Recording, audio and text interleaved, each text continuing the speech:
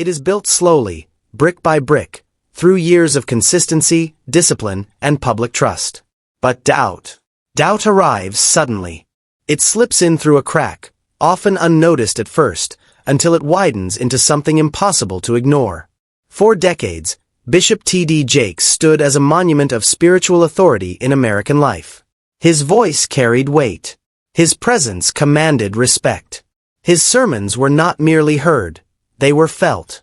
In prisons, churches, stadiums, and living rooms, his words offered hope to the broken and clarity to the confused. He was more than a pastor. He was an institution. And institutions, history reminds us, do not fall because of one accusation. They fall when belief itself begins to wobble. So what happens when a man revered for nearly half a century finds his name pulled into a storm he did not publicly invite, but also cannot easily escape? Is the unraveling of public trust always rooted in truth? Or does suspicion thrive precisely because trust once existed?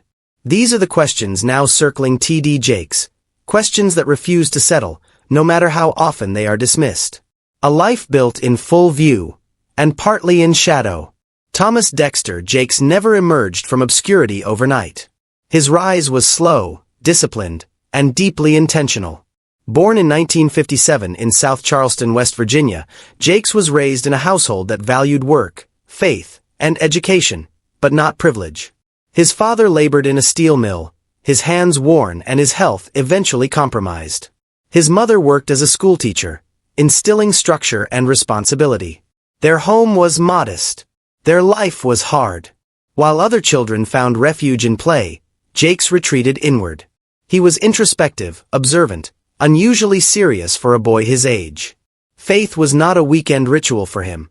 It was a lens through which he interpreted the world. Neighbors would later recall the sight of young Thomas standing alone, Bible open, rehearsing sermons aloud as if an unseen congregation sat before him. Some laughed. Some whispered. Few imagined he was rehearsing for something much larger. But was this devotion, or was it escape? Responsibility before adulthood. Jakes' adolescence was interrupted by illness and obligation. As both parents' health deteriorated, childhood gave way to responsibility. He dropped out of school, not because of rebellion, but necessity.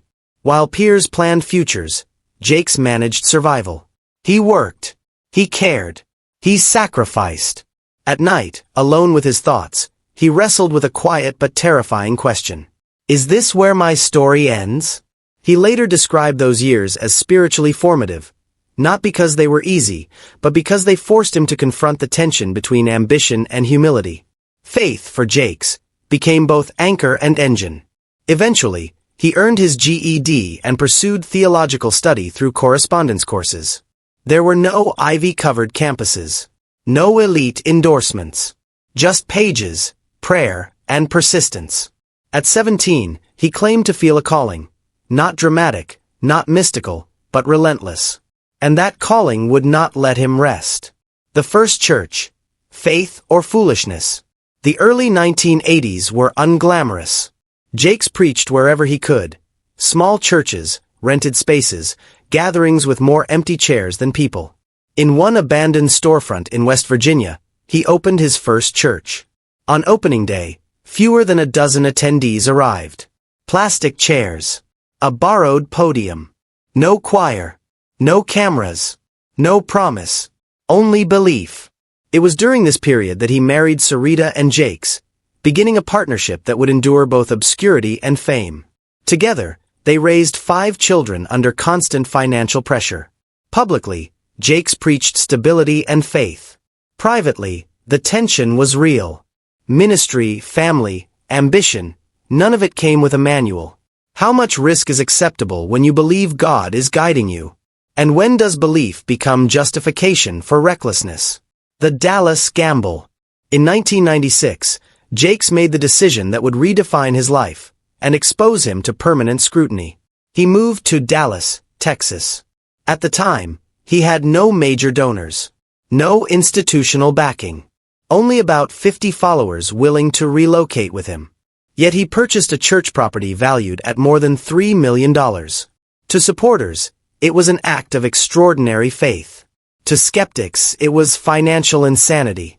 Failure would have been catastrophic, not only spiritually, but publicly. But Dallas responded. Attendance exploded. Word spread.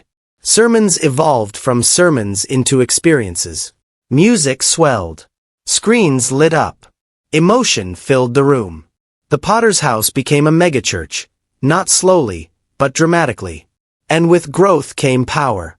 The making of a brand. By the early 2000s, T.D. Jakes was no longer just preaching. He was producing. His conferences filled arenas.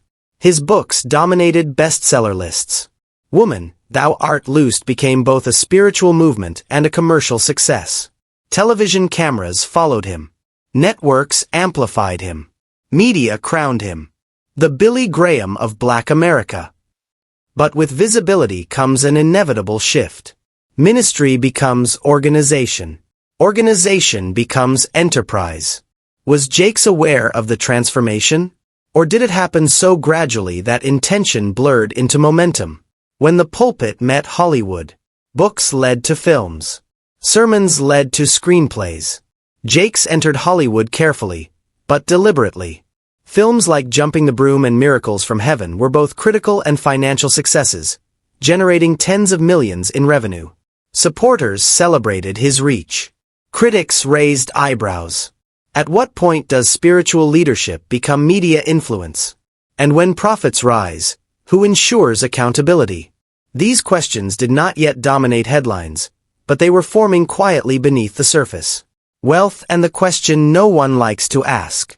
Jake's lifestyle became impossible to ignore. Multi-million-dollar estates, designer suits, private travel, elite social circles. Defenders insisted his wealth came from intellectual property, not church funds. And legally, that distinction mattered. But morally, should spiritual leaders live differently than corporate executives? Or does modern influence require modern compensation? The prosperity gospel debate reignited, and Jakes, whether intentionally or not, stood at its center. Celebrity proximity and the Diddy shadow. Perhaps nothing complicated his public image more than his relationship with Sean Diddy Combs. Jakes positioned himself as a spiritual advisor during Diddy's moments of grief and turmoil. On the surface, it appeared pastoral. But optics matter. When footage surfaced of Jakes entering Diddy's birthday event in 2022, explanation followed, but suspicion lingered. He said he stayed briefly. He said it was daytime. He said it wasn't a party. Yet the question refused to die. Why was he there at all? When Diddy later faced legal firestorms, every association became suspect. Is spiritual counsel ever truly private when the counseled is a global brand? Family, faith, and public failure. No leader escapes personal pain. In 2009, Jake's son Jermaine was arrested in a public sting. The headlines were relentless. The irony brutal. Later, Jake's daughter Sarah shared her story of becoming pregnant at 13, a narrative she reframed as survival and redemption. Supporters saw humanity. Critics saw contradiction. Is a pastor responsible for his children's mistakes? Or does moral authority demand a higher standard? The accusation that changed the tone. Then came the allegation. A former pastor, Dwayne Youngblood, accused Jakes of sexual abuse decades earlier. Jakes denied the claim categorically and responded with a defamation lawsuit. No conviction followed. No corroborated evidence emerged. Yet something shifted. Because in the modern era, accusation alone alters perception. And then, Katt Williams spoke. A podcast that opened old doors. When Katt Williams appeared on Club Shay Shay, he didn't bring receipts. He brought certainty. He spoke of reckoning. He spoke of exposure. He named names. And when he said T.D. Jakes, the internet paused. Not because proof existed, but because doubt already lived there. Williams didn't accuse. He hinted. And hints, in today's culture, are gasoline. The question that will not leave. T.D. Jakes continues to preach. His supporters remain loyal. His influence endures. But the conversation has changed. Is he a faithful leader navigating impossible expectations? Or a symbol of what happens when power goes unchecked? And perhaps the hardest question of all. In a world desperate for truth, is faith strong enough to survive scrutiny? The words landed hard. No evidence. No paper trail. No smoking gun laid out for the public to examine. Yet the insinuation, the simple act of placing a bishop's name beside stories about nightclub excess and entertainment world secrecy, struck like a stone through glass. It didn't matter that the shards were invisible. The sound of them shattered certainty. Why mention a bishop alongside entertainment moguls? Why attach a moral authority to a story already heavy with rumor? Those two questions pushed the moment from gossip into something resembling a moral inquiry. The name T.D. Jakes was not merely a celebrity cameo. It carried the weight of churches, of Sunday mornings and prayer lines, of millions who had built part of their spiritual lives around the cadence of his sermons. To name him was, for many, to name an institution. Why that name changed everything. For decades, megachurch pastors occupied a strange space in American public life. They were pastors and CEOs, pastoral counselors and brand managers, preachers and authors, televangelists and trendsetters. Their platforms offered spiritual counsel and cultural influence, and they often crossed paths with entertainment figures for charity events, fundraisers, or high-profile public reconciliations. But there had always been a tacit boundary, a kind of social contract that demanded moral comportment commensurate with moral leadership. So when Katt Williams, unsparing, cannonballing into controversy as only Katt could, dropped the name into a live conversation, it did something more than add a rumor to the roster. It tested that social contract. It asked the public to consider whether the man who preached about repentance and restoration might also have occupied rooms where those words felt, to outsiders, incongruent with the environment. Was Williams exaggerating for drama? Was he echoing a long-standing whisper that finally had the ear of someone famous enough to say it aloud? When a comedian who traffics in truth-bending hyperbole nonetheless speaks in a voice that people recognize as authentic, the calculus of credibility shifts. Katt's truth could be performative, or it could be reflective of something deeper. The ambiguity itself became an accelerant. Enter the insider. Gene Deal speaks.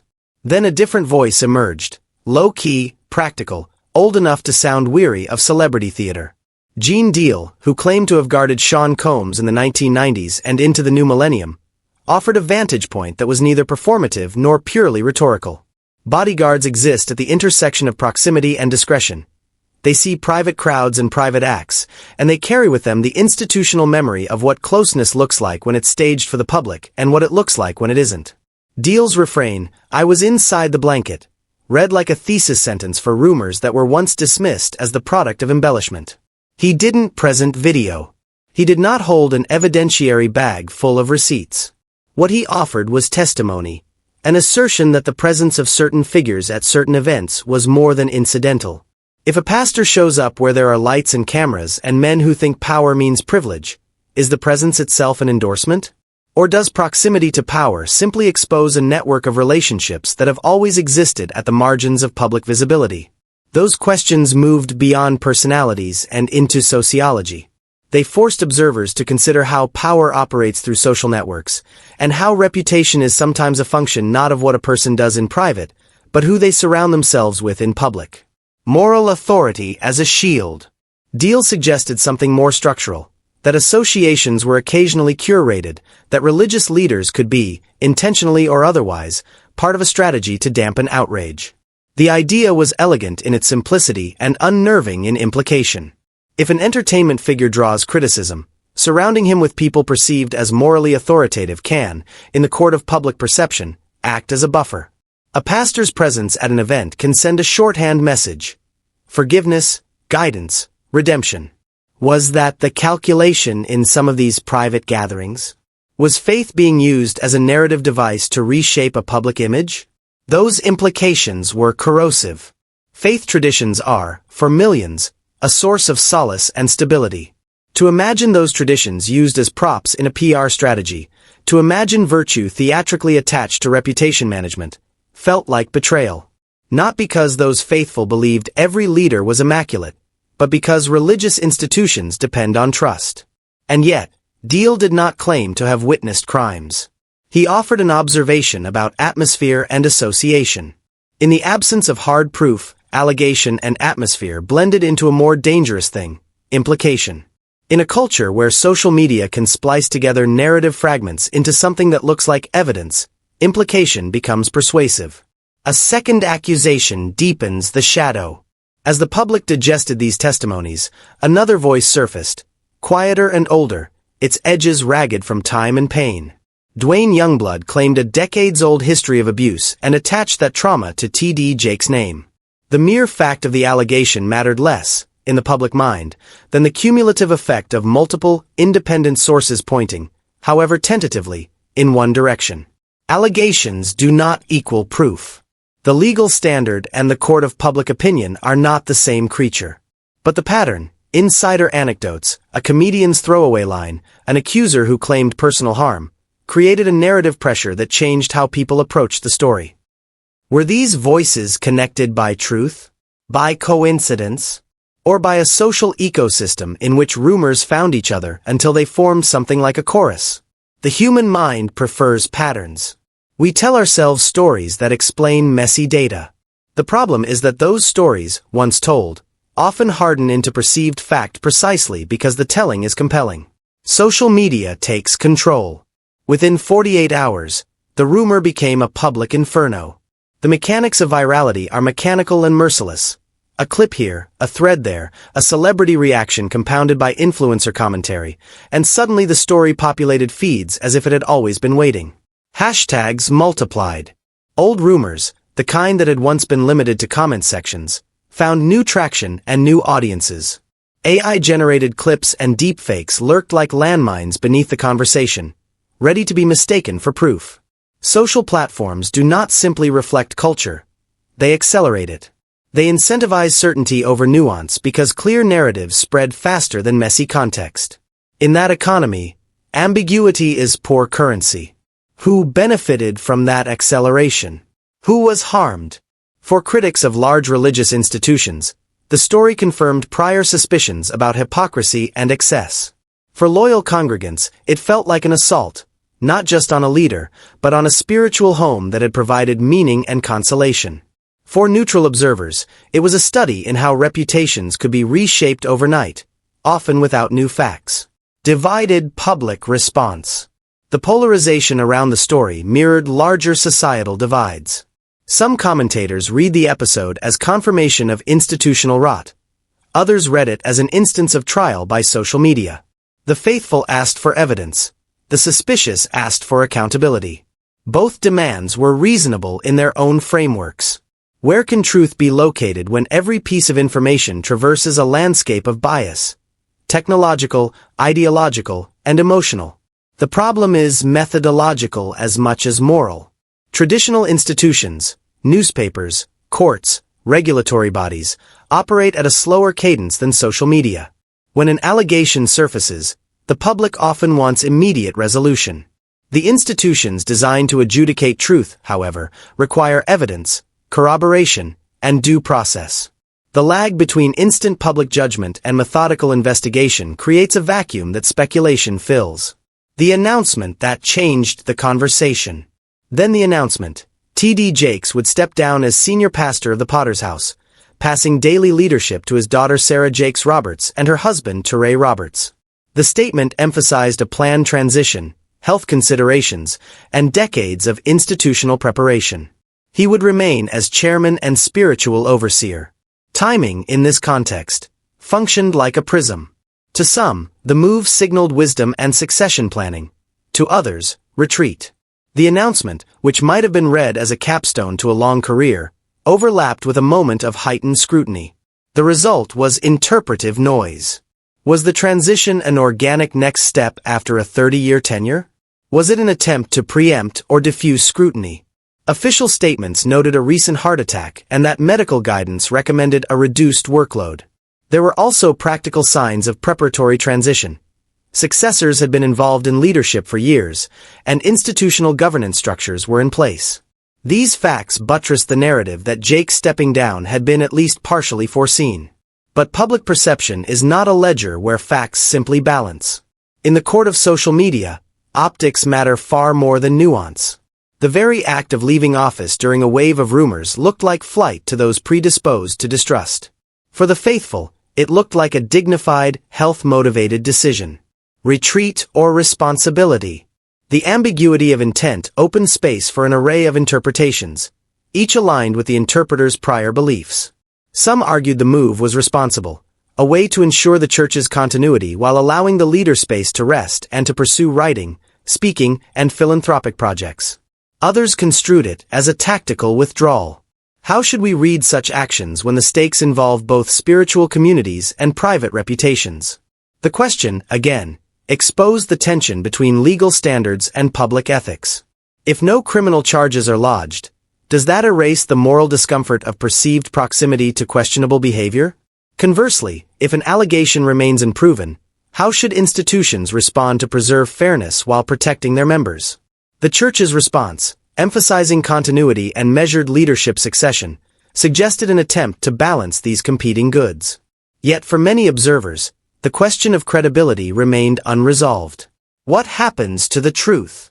The story raised deeper epistemological concerns. How do we discover truth when our information channels are saturated with incentives that favor spectacle? The modern media ecosystem rewards immediacy and emotional clarity. It punishes uncertainty. That tends to produce narratives that are simple and sensational rather than thorough and complicated. Should the public defer to institutions built for deliberation, or demand transparency in real time? Do leaders owe immediate answers to their constituencies when allegations surface, or should they wait until facts are confirmed? There is no easy answer. But the push and pull reveals the fragility of authority in an era where anyone with a microphone can set the agenda. The human cost. Beneath the analytic framing lay human stories that rarely fit neatly into social media frames. Parishioners who had grown up on Jake's sermons experienced a particular grief, a sense that a trusted voice might now carry the pall of suspicion. Staff members at ministries, many of whom had poured years into institutional labor, suddenly found themselves navigating a reputational storm they had not chosen. For alleged victims, the public moment was both a relief and a terror. Relief at someone finally listening, terror at the scrutiny that accompanies going public. What becomes of community when its leader is rendered simultaneously vulnerable and venerated? For those inside the church, the transition shifted practical concerns. How would ministries be staffed? Would donors maintain support? Could outreach and community programs continue without disruption? These logistical questions, while less sensational than allegations, mattered for people whose lives depended on the church's services. Media, misinformation, and AI.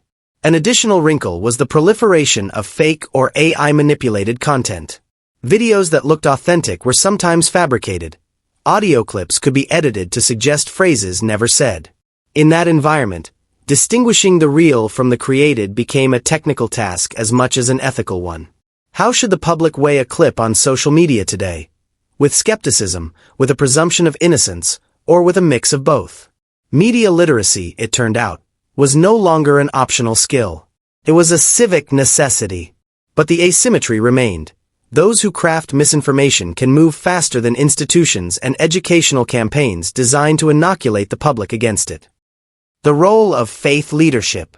The episode forced faith communities to grapple with deeper theological questions. What does accountability look like in religious institutions?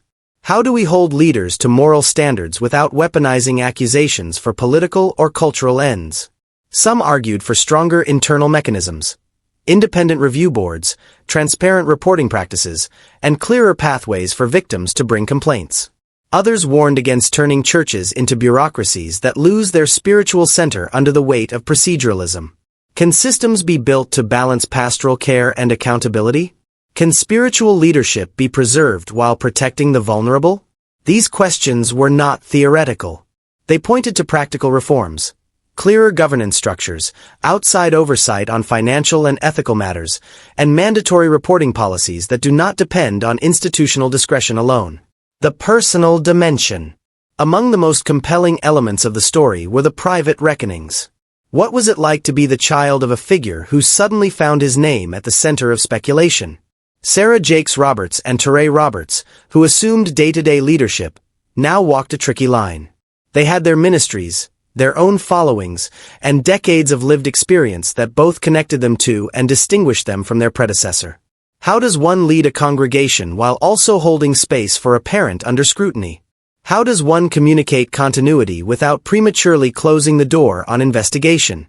Leadership succession in religious communities is always loaded with emotion.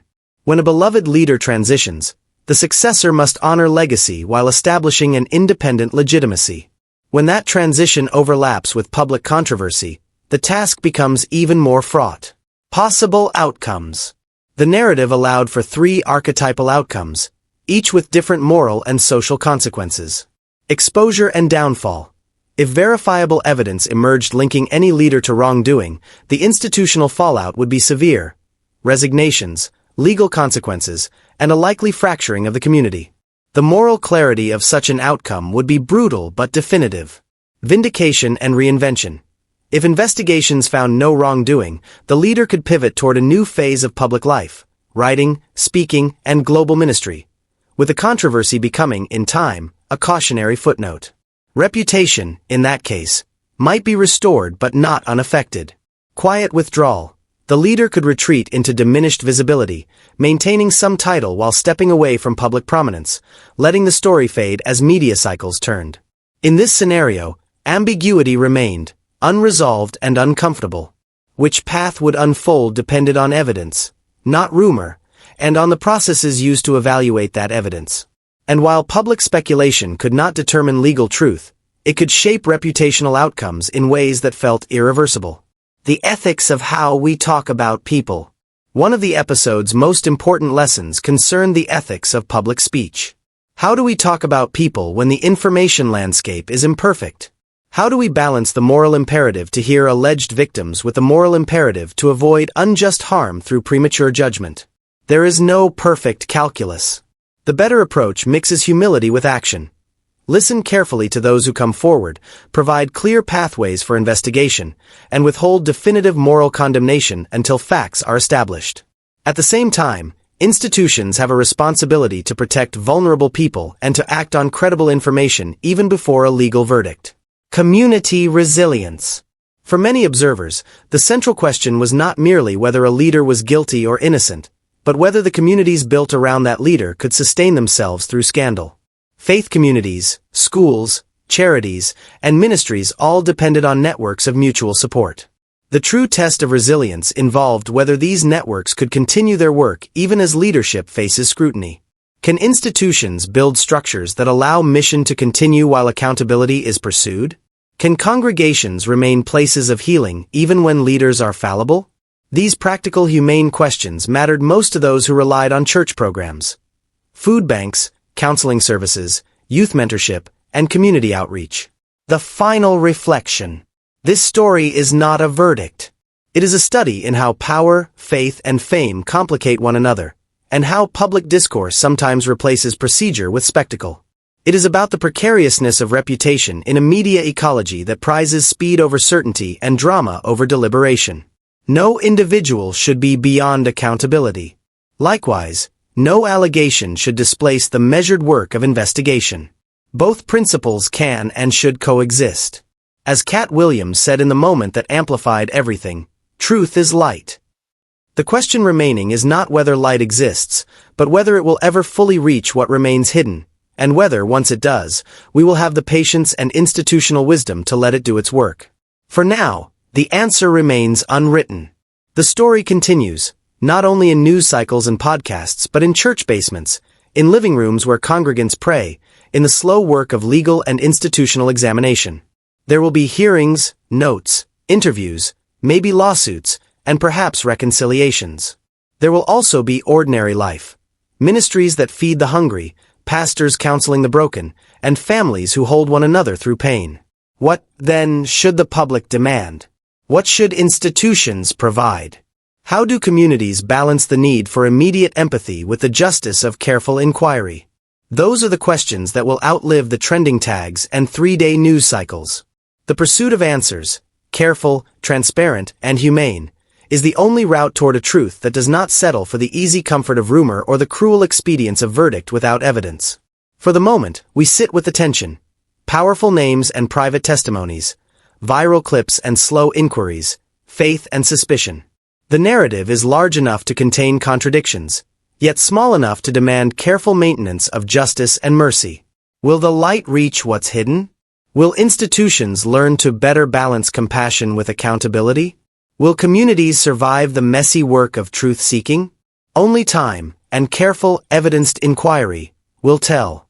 Until then, the story remains open, uneasy, and instructive in equal measure. A reminder that no person, institution, or network is immune to scrutiny, and that scrutiny, when governed by fairness and patience, can be part of a communal project toward integrity.